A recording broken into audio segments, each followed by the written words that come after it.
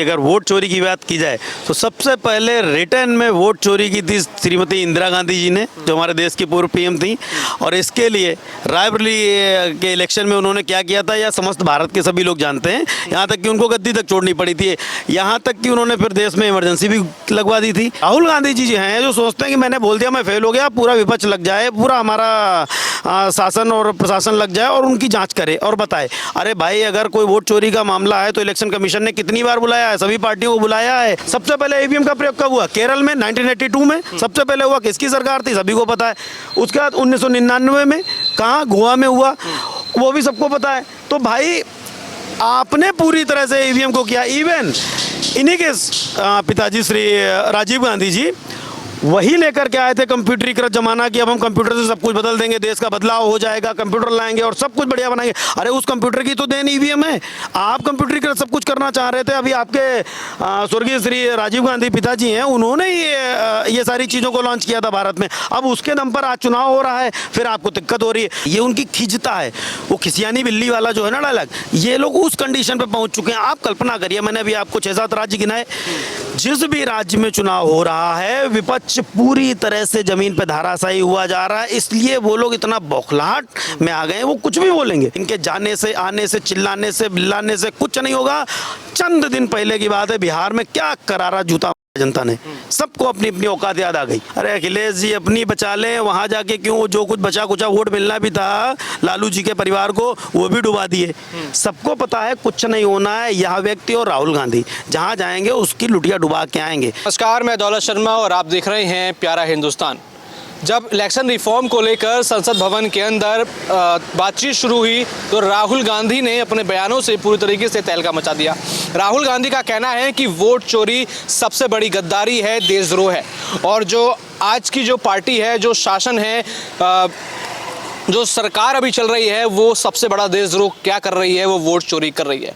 लेकिन जब आज अगले दिन इस पर जवाब मांगा गया, जब अमित शाह केंद्रीय गृह मंत्री खड़े हुए इस पर बात करने के लिए, तो हमने देखा कि पूरा विपक्ष वॉकआउट कर गया। जब यहाँ तथ्यों पर बात की गई तो विपक्ष पूरी तरीके से तिलमिला गया। राहुल गांधी और अमित शाह आमने सामने आ गए। लेकिन अब ये देखा जाए तो राहुल गांधी ने बयान दिया है वोट चोरी को लेकर और करार दे दिया है कि वोट चोरी एक तरीके से देशद्रोह है और देशद्रोह का काम ही आज की सरकार कर रही है।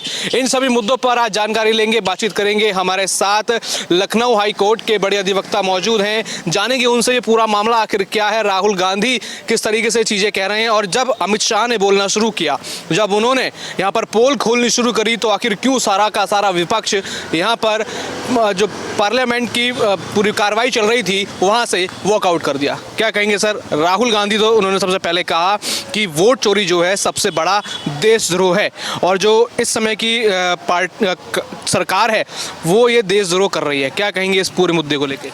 सबसे पहले तो आपका प्रथम प्रश्न का ही मैं उत्तर देता हूं कि अगर वोट चोरी की बात की जाए तो सबसे पहले रिटर्न में वोट चोरी की थी श्रीमती इंदिरा गांधी जी ने, जो हमारे देश की पूर्व पीएम थी। और इसके लिए रायबरेली के इलेक्शन में उन्होंने क्या किया था यह समस्त भारत के सभी लोग जानते हैं। यहाँ तक कि उनको गद्दी तक छोड़नी पड़ी थी, यहाँ तक कि उन्होंने फिर देश में इमरजेंसी भी लगवा दी थी, जबकि हमारे न्यायालय ने यह सिद्ध कर दिया था कि वो उस गद्दी के लायक नहीं है। तो वोट चोरी का तो जवाब इसी में हो सकता है कि वो अपनी दादी के कार्यकाल को ही देख लें कि किसने वोट चोरी कैसे की थी। अब रही बात की राहुल गांधी की, तो राहुल गांधी एक वह व्यक्ति हैं जो किसी प्रकार, आप इस बात को ऐसे उदाहरणात्मक लीजिए कि कोई बच्चा अगर 10th में फेल हो जाए तो क्या करेगा? स्कूटनी करेगा, विभाग उसकी कॉपी को दोबारा जांचेगा, जिससे यह साबित होगा कि हाँ बच्चा फेल हुआ या पास हुआ। बट राहुल गांधी जी हैं जो सोचते हैं कि मैंने बोल दिया मैं फेल हो गया, पूरा विपक्ष लग जाए, पूरा हमारा शासन और प्रशासन लग जाए और उनकी जांच करे और बताए। अरे भाई, अगर कोई वोट चोरी का मामला है तो इलेक्शन कमीशन ने कितनी बार बुलाया है, सभी पार्टियों को बुलाया है।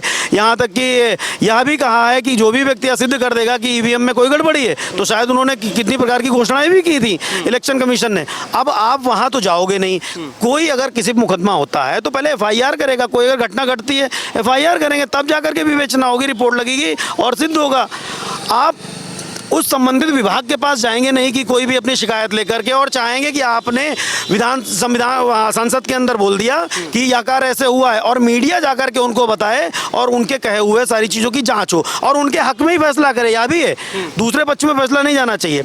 अब आप ईवीएम का जो व्यक्ति तमाशा कर रहा है, जो रोना रो रहा है, पहले पता करिए कि ईवीएम शुरुआत किसने की। अगर श्री अटल बिहारी वाजपेयी जी के कार्यकाल को छोड़ दिया जाए तो किसने की? 2004 से पूर्णतया लागू किसने किया? कांग्रेस सरकार में हुआ। सबसे पहले ईवीएम का प्रयोग कब हुआ? केरल में 1982 में सबसे पहले हुआ। किसकी सरकार थी? सभी को पता है। उसके बाद 1999 में कहाँ? गोवा में हुआ, वो भी सबको पता है। तो भाई आपने पूरी तरह से ईवीएम को किया। इवन इन्हीं के पिताजी श्री राजीव गांधी जी वही लेकर के आए थे कंप्यूटरीकृत जमाना कि अब हम कंप्यूटर से सब कुछ बदल देंगे, देश का बदलाव हो जाएगा, कंप्यूटर लाएंगे और सब कुछ बढ़िया बनाएंगे। अरे उस कंप्यूटर की तो देन ईवीएम है। आप कंप्यूटरीकृत सब कुछ करना चाह रहे थे। अभी आपके स्वर्गीय श्री राजीव गांधी पिताजी हैं, उन्होंने ये सारी चीज़ों को लॉन्च किया था भारत में। अब उसके दम पर आज चुनाव हो रहा है, फिर आपको दिक्कत हो रही है। उसके बाद आप यह भी कहते हैं पहले आपको ईवीएम ही लग रहा था सही, अब आपको ईवीएम बुरा लग रहा है। आप वह टाइम भूल गए जब बिहार के अंदर बूथ लूट की घटनाएं होती थी। बूथ के अंदर जाकर के लोग अपने वोट जबरदस्ती डाल लेते थे, इवन बैलेट बॉक्स लूट लेते थे। वह घटनाएं भूल गए। फिर अब आप क्या बताते हो कि कई ऐसे कंट्री हैं जहां पर अभी भी बैलेट से सारे वोट पड़ते हैं। हाँ बिल्कुल ठीक बात कह रहे हैं आप, होते हैं। पर उन कंट्रीज की कोई जनसंख्या तो बताएं कितनी है? भारत की 140 करोड़ जनसंख्या है, जहां 100 करोड़ लगभग वोटर है। 100 करोड़ वोटर में संभव नहीं है अब किसी को भी बैलेट से, पेपर से, कागज से, रद्दी से और इतनी मशीनरी तंत्र लगा करके, शासन प्रशासन सबको लगा करके वोट कराना नहीं संभव है। वह सारे देश बहुत कम जनसंख्या घनत्व वाले हैं, उनके पास पीपल्स कम है, इसलिए वो बैलेट से कराते हैं। अब हमारे पास उतना नहीं हमारे पास है, क्योंकि हम 140 करोड़ के देश हैं, तो हम नहीं करा सकते उस तरह। आप जो काम पहले कर रहे थे बहुत आसानी से, ईवीएम आपको अच्छा लग रहा था क्योंकि आप जीत रहे थे। अब आपकी वो सारी पार्टी सरकार धराशायी हो गई, आपका सारा गठबंधन धूमिल हो गया। समय समय पे आपको बिहार की जनता, यूपी की जनता, एमपी की जनता, राजस्थान की जनता, उत्तराखंड की जनता, दिल्ली की जनता सब आपको जवाब दे रहे हैं कि आप कुछ नहीं है, इसलिए आपको तकलीफ हो रही है। सच यह है कि आप खत्म होती हुई एक पार्टी हैं। अब आप ये तो एक हंसने वाला विषय है कि कांग्रेस वह नेशनल पार्टी है, भारत की जो सबसे बड़ी पार्टी थी और अपने आप को भारत का राजा समझती थी। आज वो तमाम छुटभैया पार्टी उस गठबंधन करने के बाद भी क्या करती है?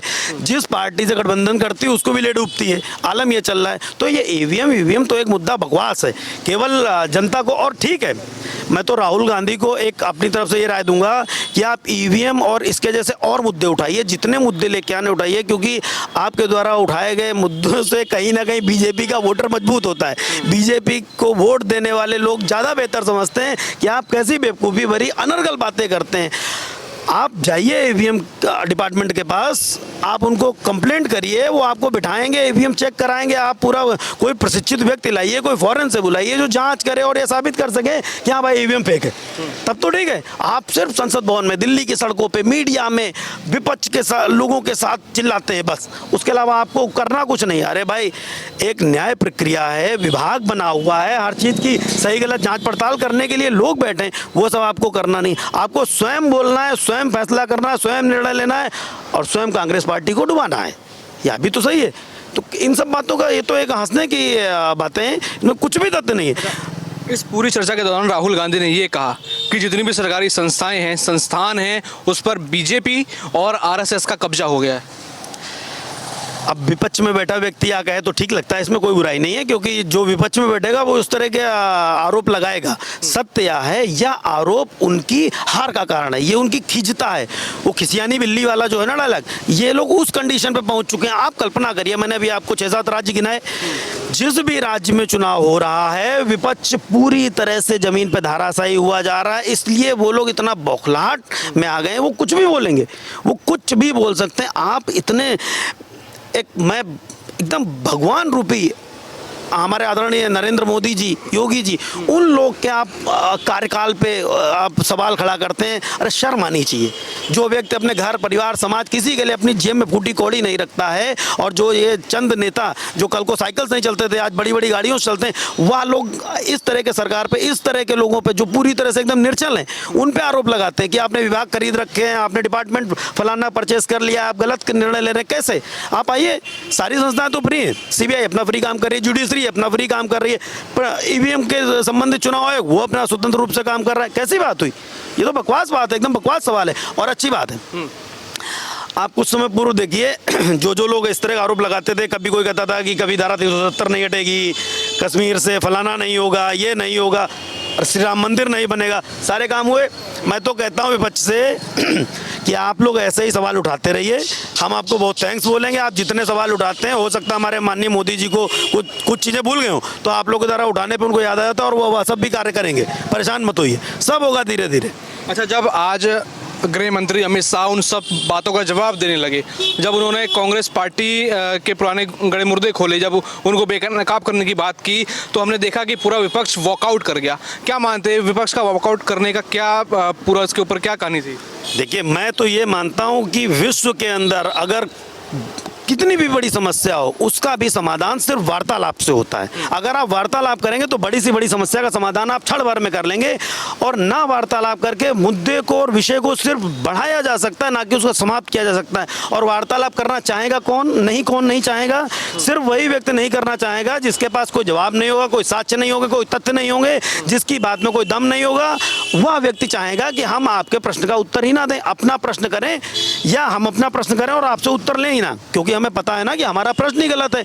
विपक्ष यही कर रहा है, अपनी बातों को रखने के बाद जब जवाब सुनने की बारी आती है तो वो भाग जा रहा है, क्योंकि उसको पता है कि जो जवाब आएगा वो साक्ष्य के साथ आएगा, जिसका जवाब वो लोग नहीं दे पाएंगे, इसलिए वो भाग जा रहे हैं। तमाम जनता उनके हिसाब से ये सोचेगी कि हाँ, ये सवाल सही था, पर जवाब नहीं सुन रहे आप।